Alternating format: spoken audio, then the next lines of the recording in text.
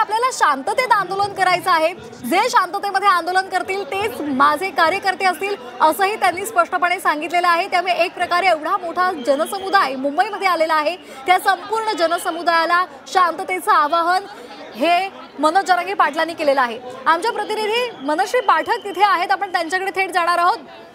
मनश्री, सातत्यानं आवाहन केलं जात आहे की तुम्ही शांततेत आपलं आंदोलन करा आणि त्याचबरोबर दुसरीकडे सरकारच्या बाजूने बोलायचं झालं तर त्यांनी सरकारकडून आपल्याला सातत्यानं सहकार्य केलं जात आहे, त्यामुळे आपण सुद्धा सरकारला सहकार्य करूयात असं सुद्धा आवाहन ते आपल्या बांधवांना करतायत।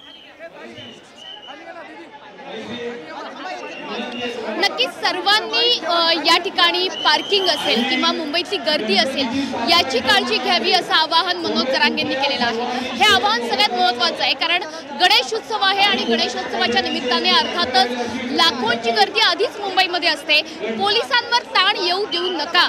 CSMT स्थानकात ज्या गाड्या पार्क झालेल्या असतील येताना त्या पार्क करू नका। जिथे अधिकृत वाहनतळ असेल त्याच ठिकाणी गाड्या पार्क करा असं आवाहन जरांगेंनी केलेलं आहे। इतकंच नाही तर 2 तासामध्ये वाहतूक कोंडी सुटली पाहिजे मुंबईतली असे आदेशच जरांगे पाटलांनी दिलेले आहेत। त्याच्यामुळे मुंबईकरांना कुठलाही त्रास होणार नाही अशा पद्धतीचं आवाहन हे जरांगे पाटलांनी केलेलं आहे।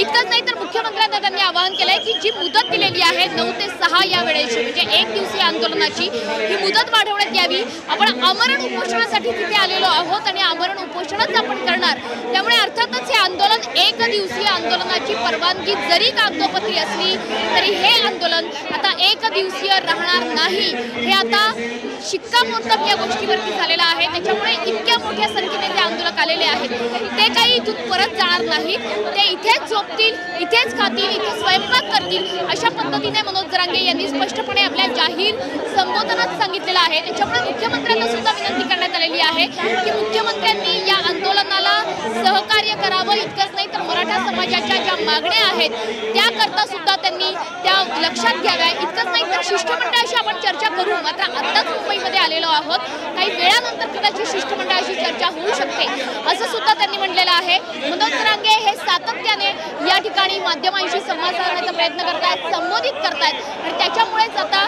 मनोज जरांगे यांची पुढची भूमिका काय असणार आहे हे बघणं तितकंच महत्त्वाचं आहे। पुढची जी भूमिका आहे ती कदाचित याच व्यासपीठावरनं, याच स्टेजवरनं ते सांगतील आणि त्याच्यामुळे मनोज जरांगे यांच्या आंदोलनानंतर आता इथून पुढचं आंदोलन हे काय आंदोलन वळण घेतंय हे बघणं तितकंच महत्त्वाचं आहे।